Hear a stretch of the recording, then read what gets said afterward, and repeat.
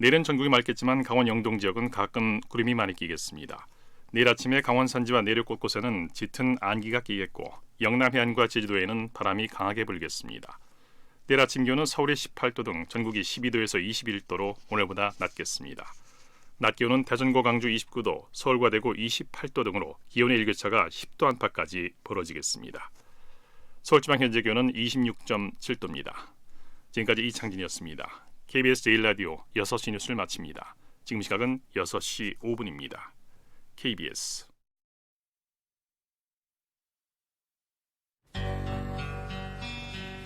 지극 정성을 다하는 국민의 방송 KBS 김용민 라이브. 이 프로그램은 여러분의 소중한 수신료로 만들어지고 있습니다. 김용민 라이브 2부문을 열었습니다. 6시 5분부터 합류하신 분들 계시죠? 들으면 들을수록 똑똑해지는 라디오 김용민 라이브입니다. 평일 오후 5시 5분에 시작해서 7시까지 여러분과 함께 달리고 있는데요. 자, 팟캐스트에 매일 방송 파일이 올라오고 있습니다. 놓친 방송, 다시 듣고 싶은 방송 팟캐스트에서 즐겨주시기 바라겠습니다.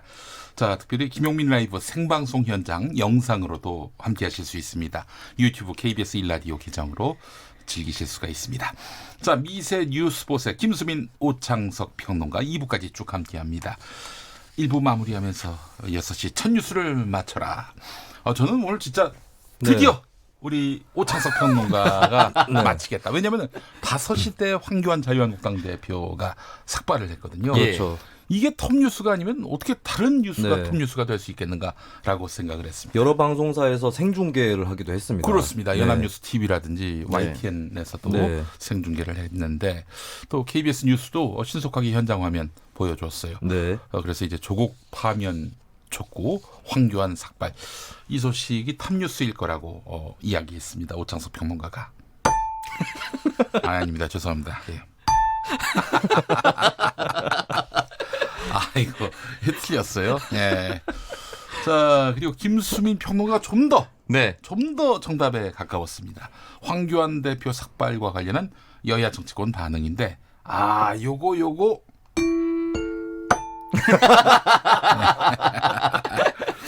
예, 그렇습니다. 이제 여야 정기국회 일정 합의 실패. 네. 정치권 소식인데 카테고리는 같은데 예, 김수민 평론가는 황교안 대표 삭발 관련한 여야 정치권 반응이라고 이야기해서 맞췄다고 볼 수도 없는 겁니다. 그래도 이 원내교섭단체 간의 그 회동, 논의 이것들이 황교안 대표 삭발과 긴밀한 영향이 있기 때문에 틀렸다고 보기는 어렵다고 봅니다. 그래요. 우리 김수민 평론가한테 내가 이러고 싶지는 않았는데 정신 차리기 바랍니다.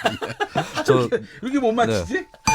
저 나중에 실로폰 하나 사서 들고 오려고 합니다. 12만 원짜리예요. 예. 10년 전 가격이 12만 원이니까 지금 올랐을 수도 있겠네. 예.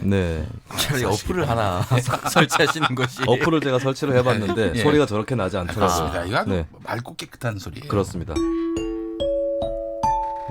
치는 사람의 문제가 있어서 그렇지 악기에는 별 문제가 없습니다. 그만하세요 이제. 자, 그래요. 우리 오창석 평론가 오늘 애석하지도 않습니다. 틀리는 게 일상이에요. 야, 오늘은 정말 슬프네요. 근데. 오창석 평론가는 어떻게 추석 때 그러고도 명절 음식 먹었습니까? 네, 맛있게 먹고 왔습니다. 알겠습니다. 자, 9397번 쓰시는 분, 오창석 평론가 아버지, 재기 넘치고 겸손한 아드님 덕분에 즐겁게 청취하고 있습니다. 고맙습니다라고 하셨습니다. 재기 넘치고 겸손하고 그리고 무지하고 그런 아드님 덕에 여러분들도 함께 이 방송 즐기고 계십니다. 예.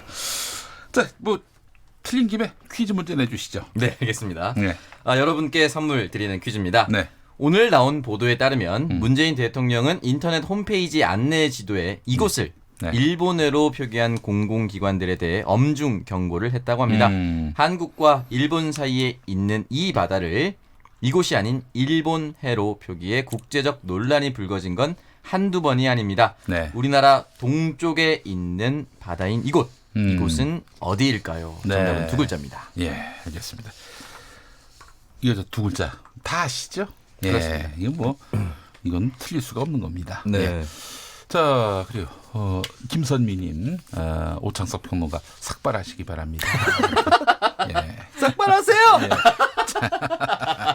예. 이종협님, 오늘 김용민님 톤이 좀 약해졌네요. 방송 편집 책임자가 중립 지키라고 주의 줬나요? 안 줬습니다. 예. 주의 안 주셨어요. 네. 예. 그러니까 실로폰을 제대로 치라고 예. 주의를 받았다는 얘기는 왜 이렇게 있습니다. 이게 안 맞지? 네.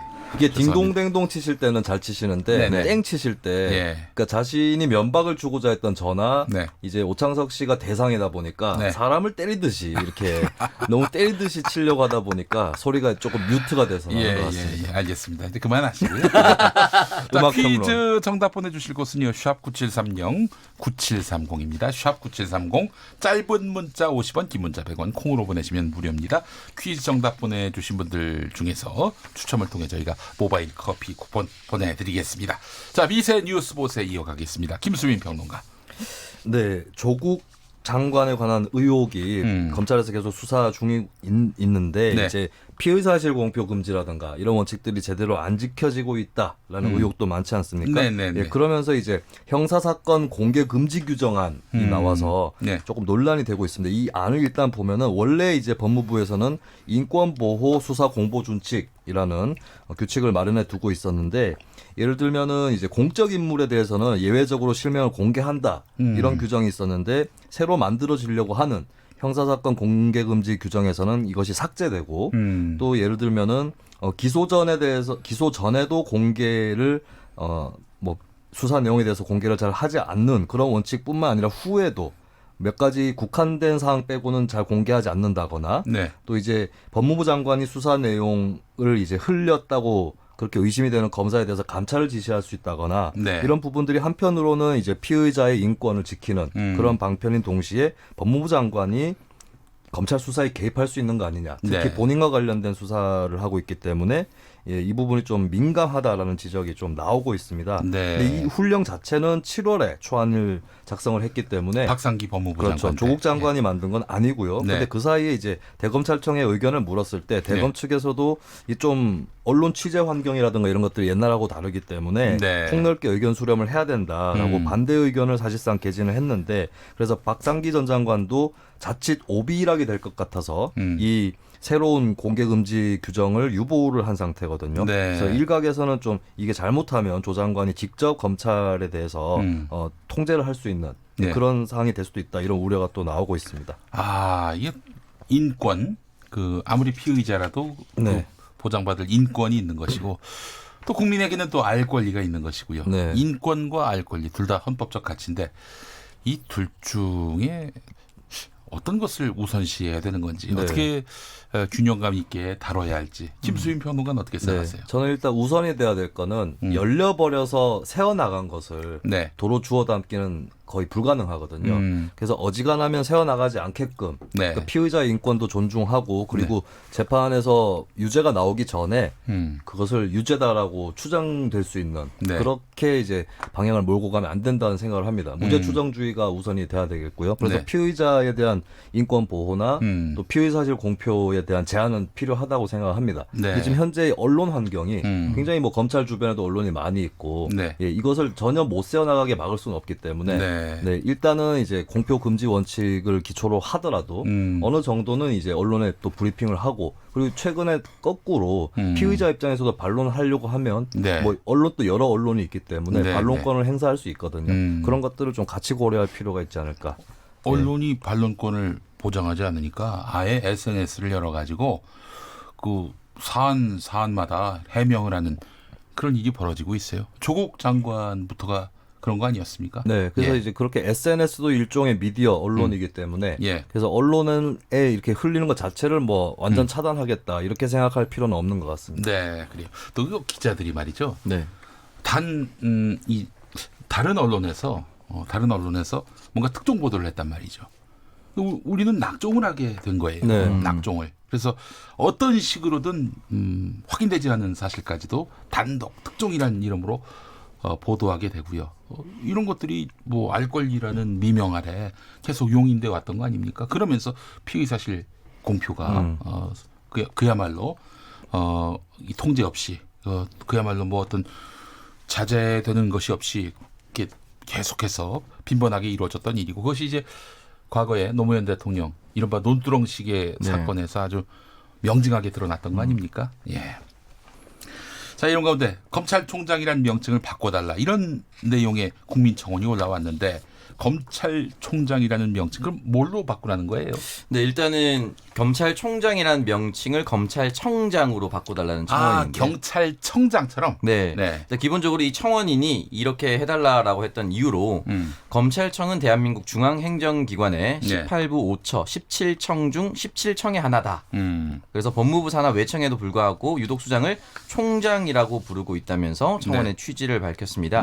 이 총장이라는 뜻의 총자는 총괄하다라는 한자로 거느릴 총자인데요. 유독 이렇게 다른 청으로 분류되어 있음에도 불구하고 여기만 총으로 했으니 똑같이 맞춰달라라는 얘기로 이 총이 들립니다. 거느릴 총자 아닙니까? 네, 맞습니다. 네. 그러면은 굉장히 권위적이기도 하고 말이죠. 네, 이게 살펴보면요, 이게 대한제국 시대까지 올라갑니다. 이 당시에 그 재판을 담당했었던 기소 업무를 담당하던 검사국의 총수를 검사총장으로 불렸다라고 합니다. 그러니까 검찰청이 생기기 전에 이미 총장이라는 명칭이 있었던 것이죠. 아마 그것이 관행적으로 굳어서 지금까지 흘러온 것처럼 보입니다. 그래서 이 청원인의 의도는 무슨 의도인지 충분히 알고 저도 바꿔도 되지 않을까라는 생각이 듭니다. 또한 검찰 개혁의 내용까지도 함께 밝혔는데요. 호칭을 개명할 것, 그리고 검찰이 감사원의 감사를 받게 할 것, 그리고 방금 기사였던 피의사실 유포에 처벌할 수 있도록 관련 규정을 마련할 것, 검사장 관용차와 기사 지급을 중지할 것, 검사 직급과 기본급을 수정할 것 등이 나와 있습니다. 네, 검찰청장. 근데 뭐 전국 각지에 그 지청장이 있잖아요. 검찰청장이라고 하면 좀 없어 보이고 차라리 새로 하나 명칭을 만드는 게 어떨까? 국민의 종이 된다. 국민을 섬기는 공복이다 해서 종해서 검찰총장.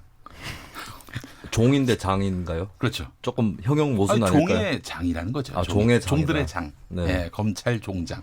어떻습니까? 그 우리 헌법에서는 사회적 특수계급의 창설을 금지하고 있는 신분제를 반대하고 있는데 누구는 종이고 누구는 주인이고 이런 의식은 좀 곤란하지 할까요? 제 대답은 이걸로 하겠습니다. 그리고 이제 제가 조금 겪어본 바로는 거꾸로 이제 경찰 직원분들 중에서 우리 청장님을 경찰총장으로 직책을 검찰청장과 이렇게 비등하도록 경찰총장으로 바꿔야 되지 않겠느냐 이런 얘기를 제가 경찰 직원분들한테 좀 들은 적은 있습니다. 네, 그런 날이 오면 저는 앞으로 사회총장이라고 스스로 명함을 파고 다니겠습니다. 그래요. 나도 총장. 알겠습니다. 자, 김수인 평론가. 네, 오늘 또 주요 뉴스 중에 하나가 박근혜 전 대통령의 입원 소식입니다. 가톨릭대학교 서울 성모병원에 입원을 했고 우리 공화당을 포함해서 지지자들이 또 그 앞에 운집해서 박 대통령 석방을 주장을 했습니다. 윤창중 씨 같은 경우는 청와대 전 대변인을 지냈었죠. 유튜브 방송을 하기도 했었고요. 박 전 대통령은 어깨 근육이 파열되었다고 알려져 있는데 오늘 엑스레이라든지 심전도 이런 기초 검사를 받은 다음에 내일 17일 수술을 할 예정이고요. 앞으로 한 달 내지는 3달 정도 이 병원에서 입원을 할 계획이라고 하는데 근데 이제 우리 공화당의 이 당원들이라든지 이 친박 단체 인사들은 병원 퇴원할 때까지 밤샘 집회를 하겠다 뭐 이런 얘기를 또 하고 있어요. 그래서 박 전 대통령이 입원한 이 병원이 이 친박 단체의 또 다른 그 구심의 위치가 되지 않을까 그런 장소가 되지 않을까 그런 전망이 나옵니다. 아이고 이 서울구치소의 관계자분들이 한시름 놓았겠네요. 뭐 구치소 앞에 이런 치안 관련해서 마음을 놓게 됐어요. 당분간은 히읗 이런 필명 쓰시는 유튜브 애청자분은 검찰이 이제 국민들에게 친숙해져야 한다. 너무 권위적이고 때로는 좀 위압적인 존재였다. 그래서 국민에게 친숙한 게장. 왜 그 간장게장 할 때 검찰 게장 어떠냐 이렇게 말씀을 하셨어요. 어에 이어. 거의장. 거의장. 그럼 먼저 솔선수범하는 의미로 사회 개장 하시면은 좀 조용히 하시기 바랍니다. 끝날 시간 다 됐어요. 자, 민의 한수. 네, 조국 장관 오촌 조카 수사를 받고 있는데요. 네. 그 펀드 이름이 블루코어였었죠. 네네네. 예. 블루코어 등잔 밑은 블랙이었다. 음. 네, 미처 잘 감시하지 못했던 게 아닌가 예, 그런 생각을 합니다. 알겠습니다. 자, 서기한수. 네, 예전에 박정희 전 대통령 시절에 우리 산을 나무를 심으면서 우리 강산 푸르게 했습니다. 네네. 황교안 대표를 향해서 우리 두상 푸르게. 예, 빨리 머리가 났으면 좋겠습니다. 알겠습니다. 그렇다면 염색을 해야 됩니까? 이 염색 보니까 말이죠. 머리를 하얗게 만든 다음에 네. 그 다음에 색을 입히는 것도만요. 맞습니다. 모발에 탈색을 네, 모발에 도움이 안 돼요. 예, 알겠습니다. 자, 김수민, 오창석 두 평론가와 함께했습니다. 수고 많이 하셨습니다. 네, 고맙습니다. 라디오 정보센터 가보죠. 정은나 씨가 준비하고 있습니다. 일본의 수출 규제로 촉발된 한일 양국의 경제 갈등이 계속되는 가운데 정부가 이르면 이번 주 일본을 한국의 수출 우대국 100세 국가에서 제외할 것으로 전해졌습니다. 자유한국당 황교안 대표가 오늘 청와대 분수대 앞에서 조국 법무부 장관 파면을 촉구하며 삭발했습니다.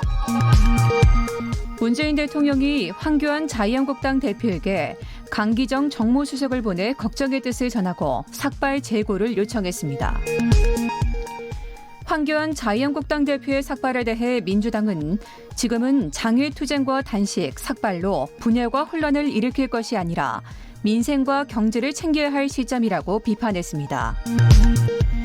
내일부터 4일간 예정됐던 교섭단체 대표 연설을 연기하기로 여야가 합의했습니다.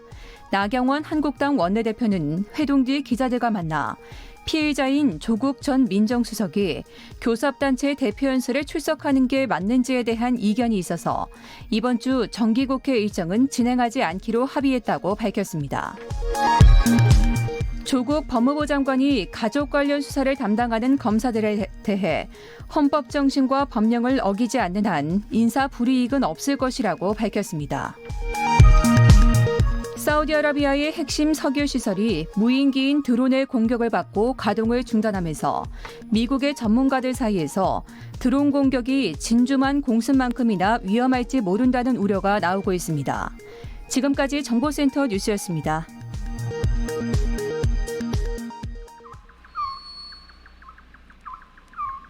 김용민 라이브 오디오 파노라마.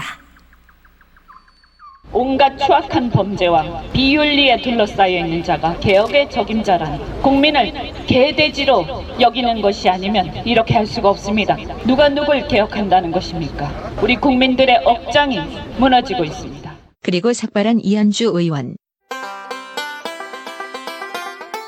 탄핵 국면 당시 바른정당에 갔다가 자유한국당으로 돌아온 박인숙 의원도 삭발. 정의를 말하면서 뒤에서는 본인과 가족의 사익을 위해 수단과 방법을 가리지 않았던 것이 만천하에 드러났습니다. 이를 지켜본 황교안 대표, 삭발을 권장하는 듯한 발언도.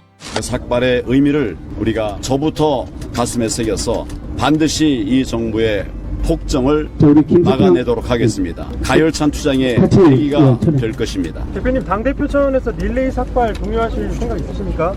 할 수 있는 모든 것들을 다 강구하고 추진해 나가도록 하겠습니다. 결국 본인도 뒤를 따른 셈. 한편 박인숙 의원 삭발 당시에 해프닝이 있었는데 조국 물러나라 이래야 할 것을. 박인숙! 빨리! 조국! 빨리! 조국! 빨리! 다시 한번 조국! 자유한국당에서 삭발은 극한 투쟁.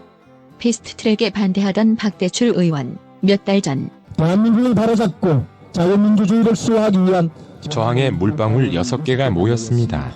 새누리당이 20대 총선에서 사실상 패하자 이종구 의원, 실세 최경환 의원을 탓하며 최경환 친박 좌장이라고 하니까 정치에 관여한 사람들이 책임을 져야지 누가 질 겁니까 이거를 갖다가. 그래서 삼보일배를 하든지 그렇지 않으면은 삭발이라도 해라. 서울 동작을 재보선에 나선 새누리당 나경원 후보. 동작 발전이 지체되면 삭발하겠다고 약속. 잘 안 되면 제가 삭발이라도 하겠다고. 저의 다짐입니다, 여러분. 그리고 최고참 정치인 박지원 의원. 쓸모없는 삭발 하지 말라고 일침. 머리카락이 곧 다시 자라기 때문이라며 21세기 야당 의원의 투쟁 방법 중 3가지를 하지 말아야 돼요. 3가지 뭡니까? 삭발, 단식, 의원직 사퇴. 왜요? 왜 그건 안 됩니까? 삭발해봐야 머리 길고 단식에서 죽은 사람 없어요. 20세기요. 구석기 시대 투쟁 방법은 지양하라 이거예요. 국회의원의 삭발 투쟁을 이분은 어떻게 바라보고 있을까? 서울 번화가의 상징이자 삼성전자 본사가 위치한 서울 강남역 사거리. 이곳 25m 교통관제 철탑 꼭대기에선 삼성 해고 노동자 김용희 씨가 고공 단식 농성을 벌이고 있습니다. 단식 농성은 55일 동안 벌였지만 고공 농성은 현재도 진행 중. 9월 18일 수요일은 철탑에 올라간 지 100일 되는 날. 삼성 테크윈 창원 공장에 다니던 김용희 씨는 노조 설립을 주도했다는 이유로 1997년 해고됐습니다. 삼성그룹의 무노조 경영 전략이 한창이던 시절입니다. 올해로 해고 22년째, 정년 퇴직 나이인 만 60살이 됩니다. 추석 앞두고 KBS 기자에게 저도 추석 안 된 지 3년 됐어요. 집에다 들어가지 않고 여기서 이렇게 생활하고 있습니다. 피해에 대한 요구사항을 들어주지 않으면 저는 반드시 여기서 죽어서 내려갈 겁니다. 김용희 씨에게 왜 그런 극한 투쟁을 하느냐고 묻자. 무노조 삼성이라는 그 경영 아래서 노조 활동을 하다가 해고된 동지들이 참 많습니다. 정말 저 사람들 한을 풀기 위해서라도 끝까지 싸워야 되겠다.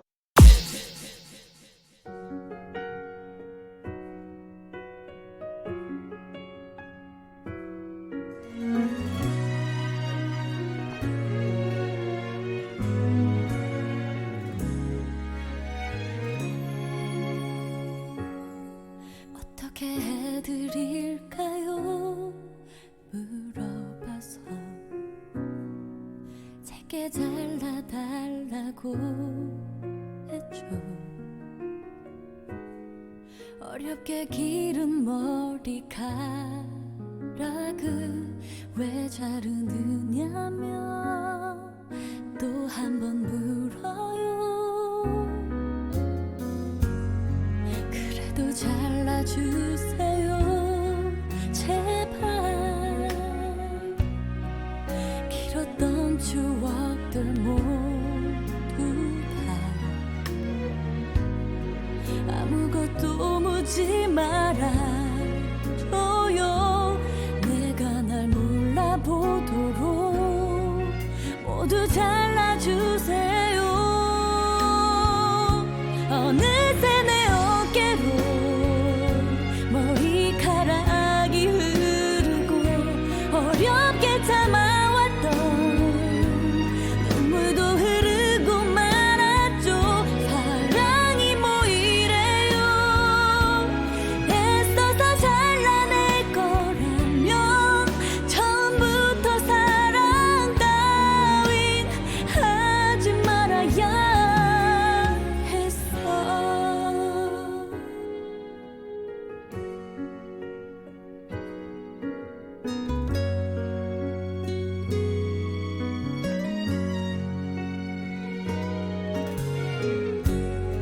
그렇게 바닥에 쌓여버린 머리카락을 쓸어 안아 더러워진 내 기억과 추억 휴지처럼 구겨진 날 함께 버리고 있어.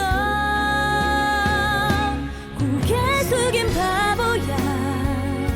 눈을 떠 거울 속을 봐. 까만 눈물 흘리는 한 여자가 울고 있잖아. 사랑이란 뭐라고 아직도 울고 있는 거니. 이제 훌훌 털어버려.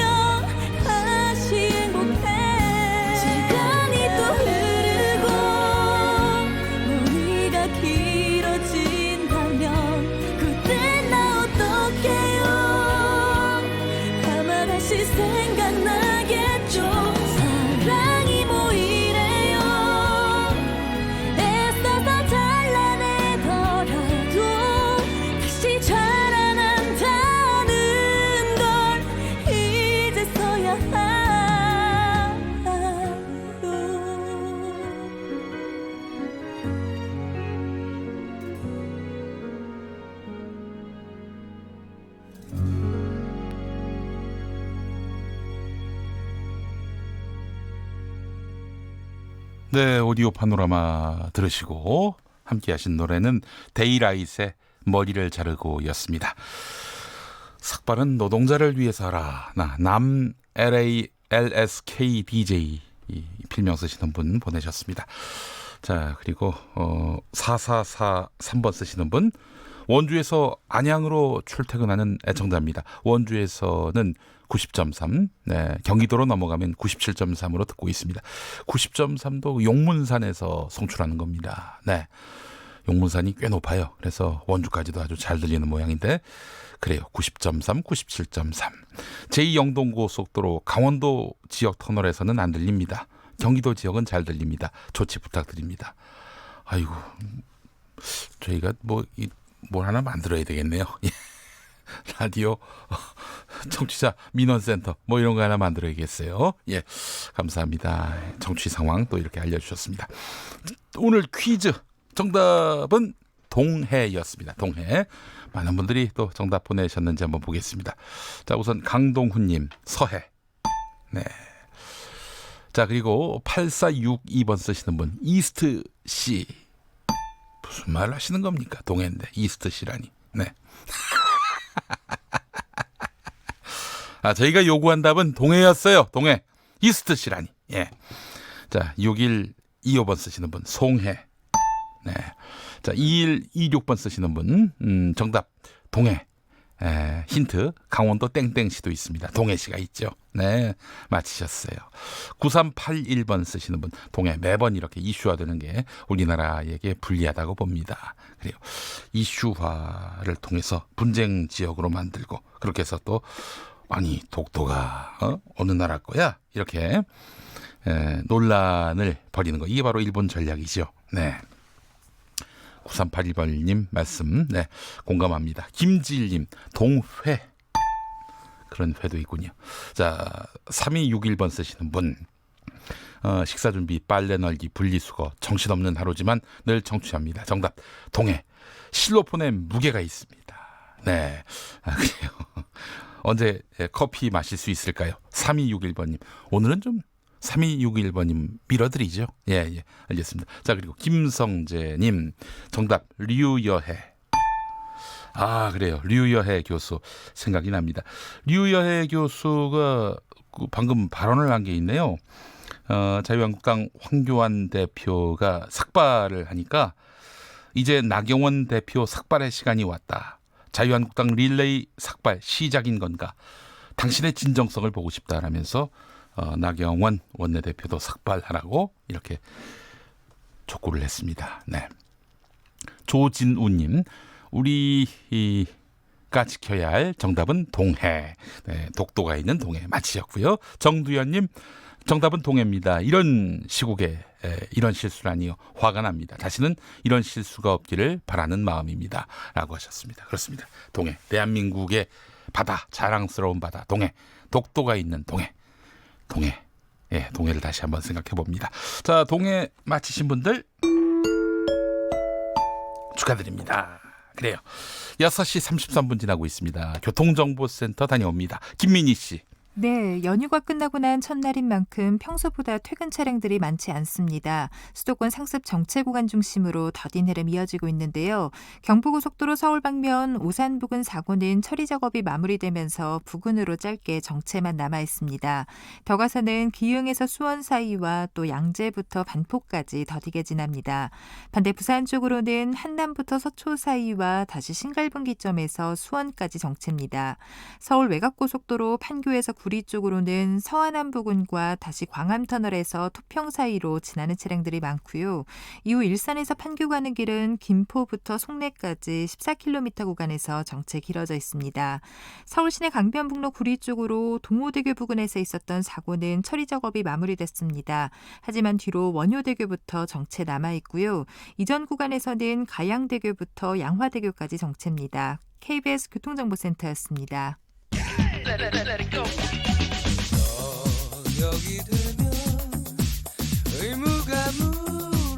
김용민 라이브를 듣고 계시죠?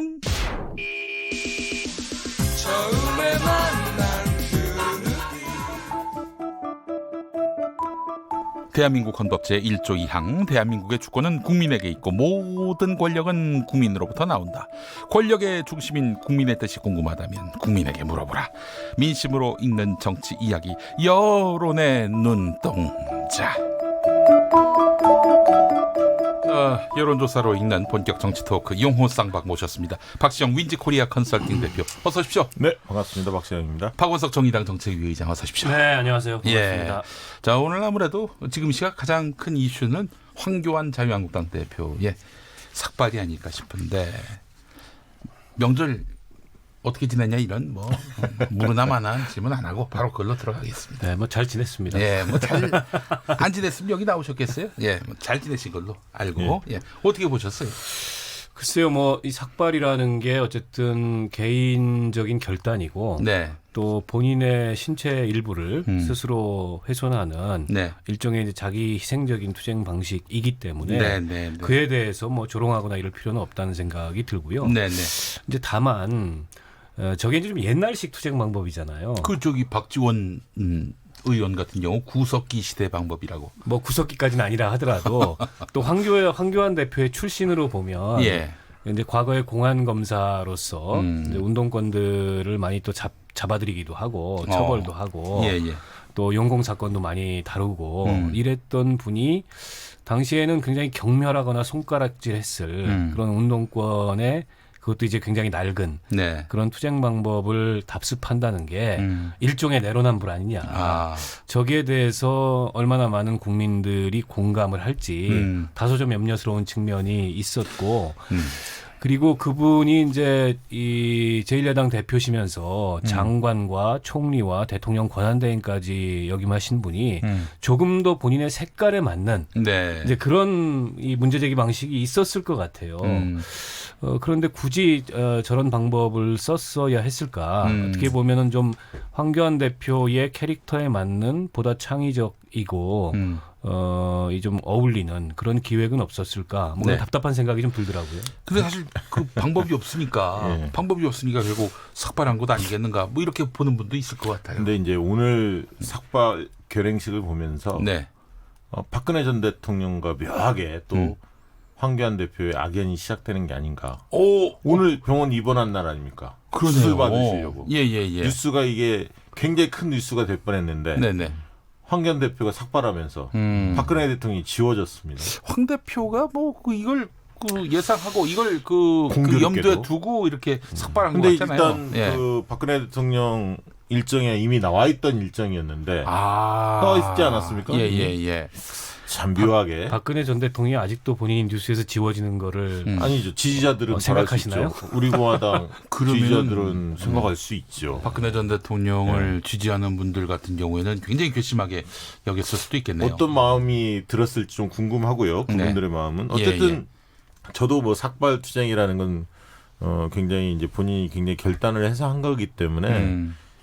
그거에 대해서 진정성이나 이런 걸 훼손하고 싶은 마음은 없고요. 다만 이제 정치라는 건 타이밍의 예술입니다. 근데 이제 이미 이현주 이런 분들이 먼저 하시지 않았습니까? 그렇다 보니까 좀 한 박자 늦은 느낌이 있고요. 그다음에 제1야당의 대표가 이 방식까지 꼭 써서 투쟁의 어떤 파고를 높여야 하는가에 대한 좀 회의적인 시간은 있습니다. 왜냐하면 어마어마한 또 화제가 되고 있어요. 그렇습니다. 지금은 선명성을 좀 키울 때이기보다는 황 대표 스스로는 정치력을 좀 높여야 할 때가 아닌가. 왜냐하면 보수가 어떻게 혁신할 거냐.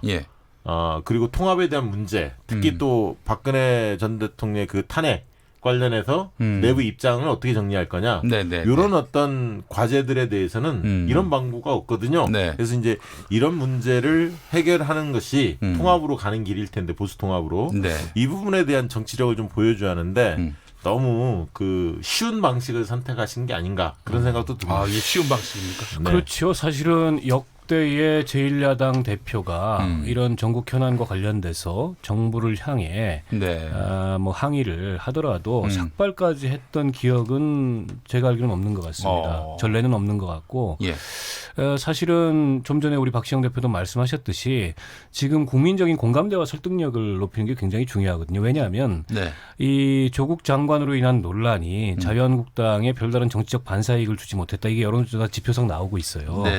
그렇게 보면 본다면 한국당의 지난 탄핵 때 등을 돌렸던 민심이 돌아오지 않고 있는 거고 네. 이거는 자유한국당이 제1야당으로서 좀 더 정치적으로 책임감 있는 모습을 보임으로써 그런 이제 무당층으로 빠져 있는 여론들을 설득하고 돌려야 되는데 네. 저런 삭발과 같은 다소는 좀 극단적인 그리고 시각적 충격을 어떻게 보면 좀 노린 이런 투쟁 방식이라는 게 그런 여론에 얼마나 소구력이 있을지 저는 그런 점이 좀 다소는 좀 설득력이 떨어진다 이렇게 보고 과거에 이재호 그 전 의원이 네.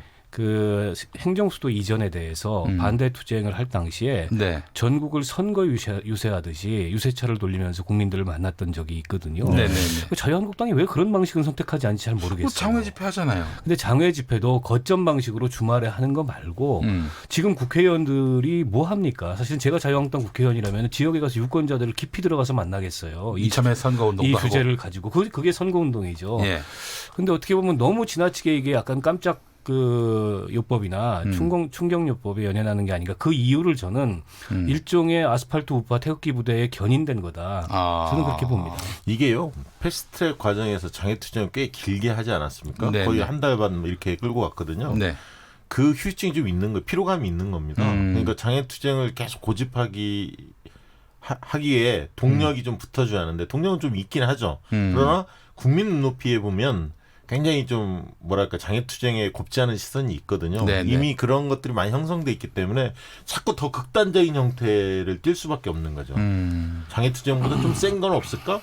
그러니까 이제 삭발 이렇게 나오는 거죠. 유여해 교수는 삭발함으로써 진정성 모이라면서 나경원 원내대표에게 그 동참을 그 압박하고 있는데 어떻게 보세요? 그 나경원 원내대표도 삭발할까요?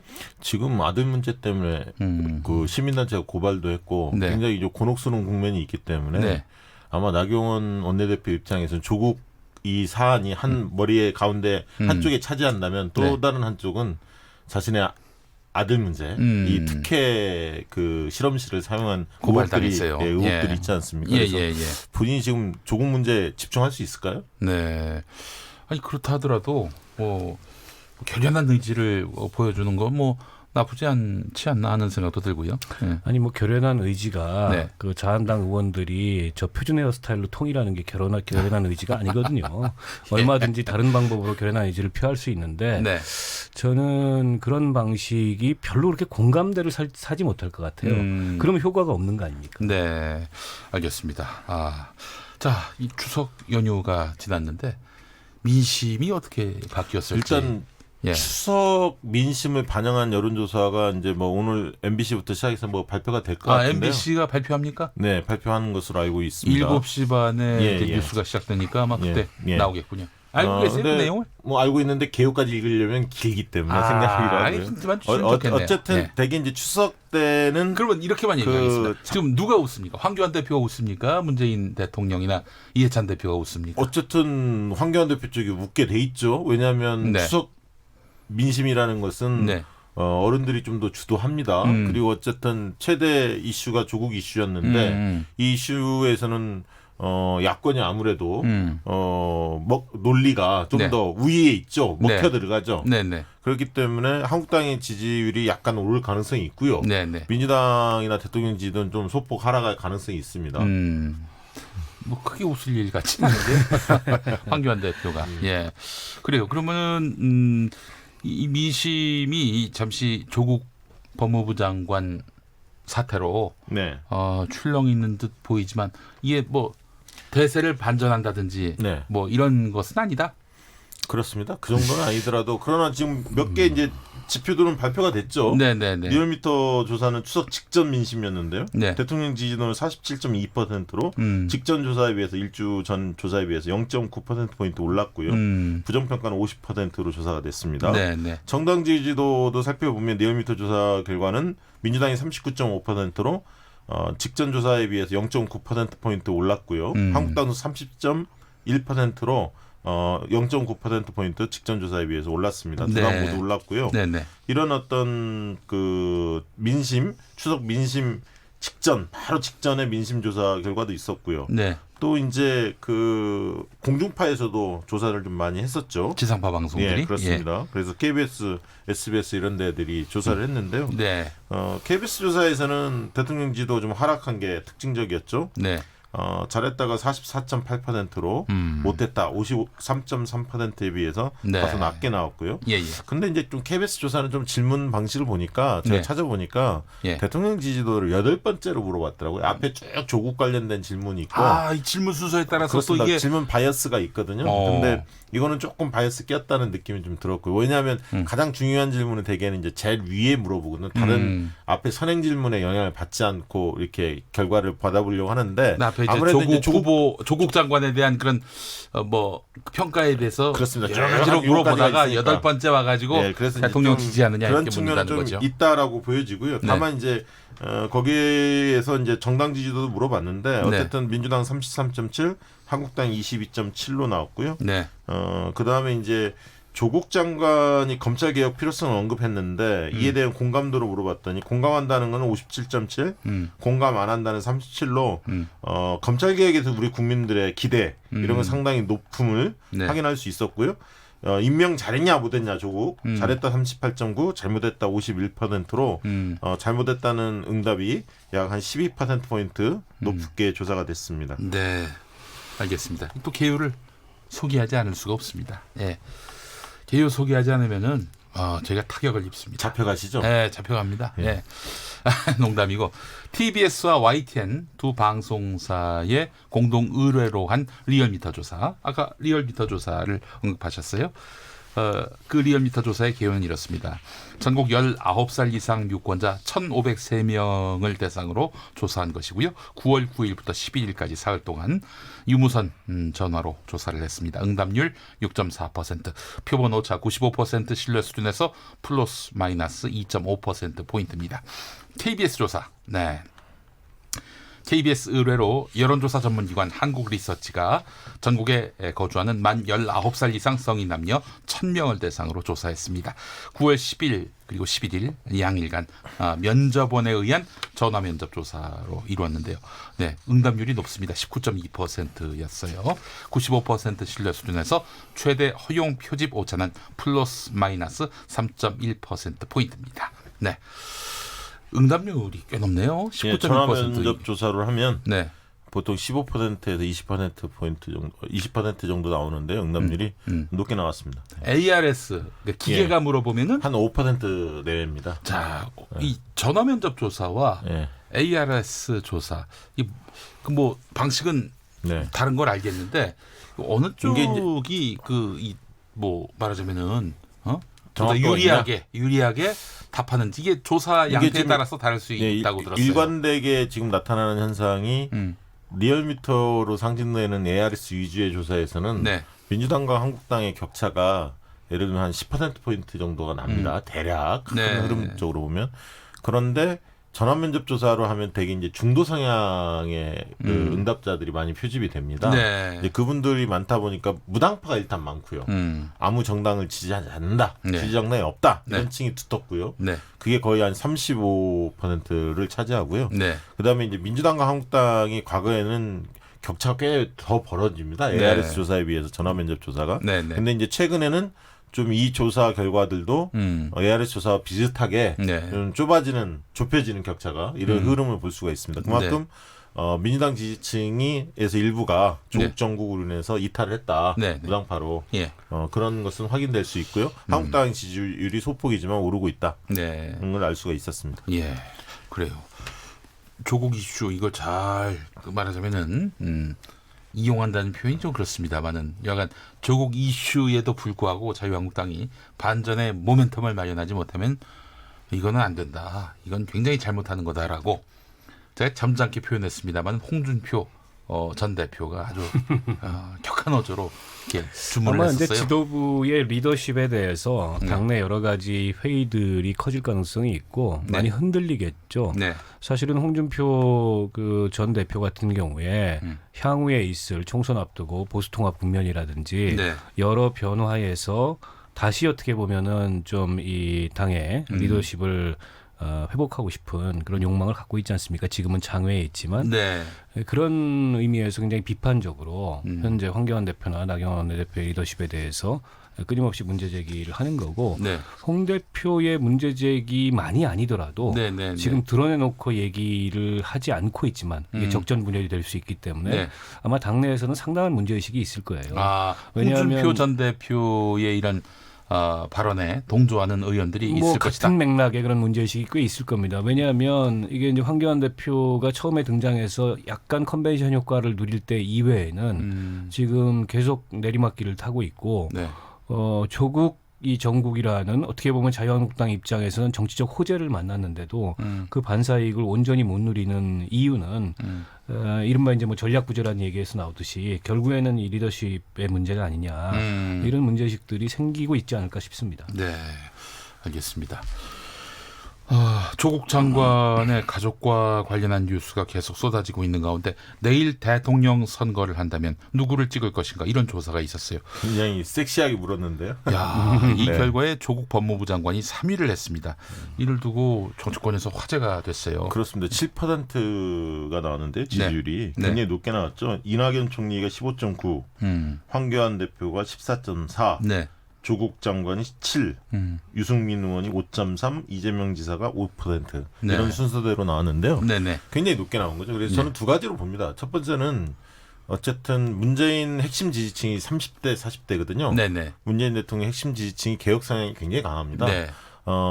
이들 계층에서 유시민 전 장관이 인기가 좋았는데 불출마를 거론했지 않습니까? 그래서 여론조사 좀 뺍니다. 요즘에 포함을 안 시키는 조사가 많은데 그러다 보니까 조국 장관을 주목하게 됐고 어떤 동질감 같은 걸 느꼈을 거예요. 개혁 성향에 대한. 그다음 또 한 가지는 조국 장관이 지금 낙마하면 대통령의 국정 운영에 큰 장애가 생긴다라는 절박감 같은 게 있다라고 보여집니다. 그들 내에서. 그래서 이 문재인 핵심 지지층에서 조국을 대체제할 수 있는 사람이 없기 때문에 조국 중심으로 빠르게 결집하고 있는 게 아닌가 그런 생각이 듭니다.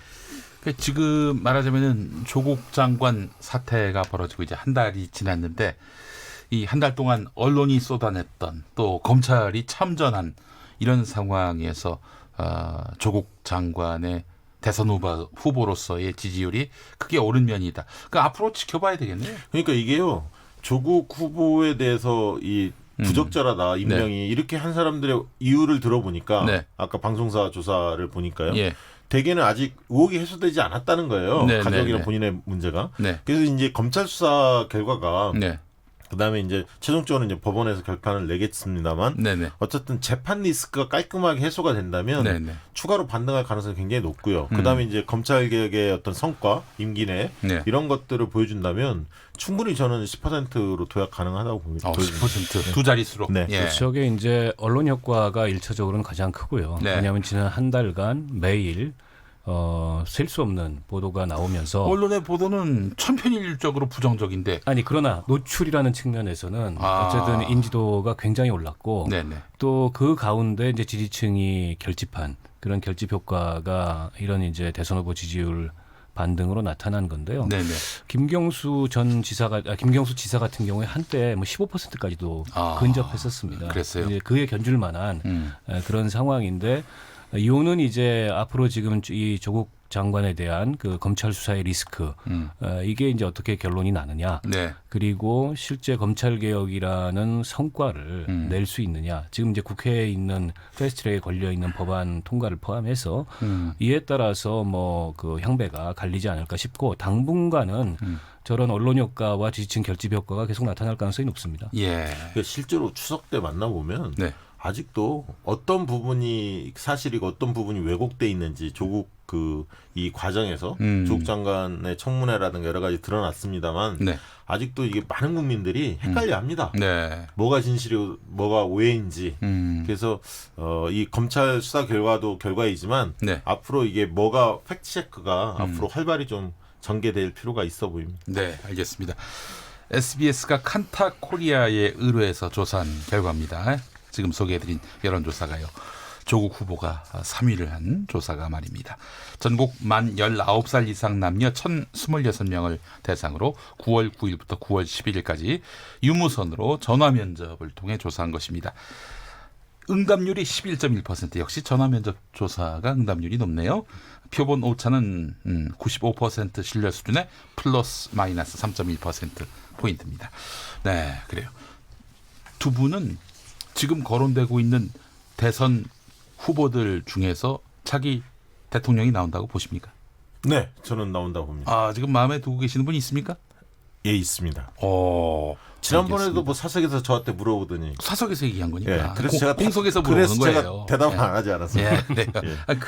그걸 끝까지 여쭤봤는데 그거는 유료 서비스라고. 아유, 또 끝까지 얘기 안 하시더라고요. 예. 박원석 의장님 어떻게 보세요? 아니 근데 예년에 이 대선 결과를 보더라도 네네네.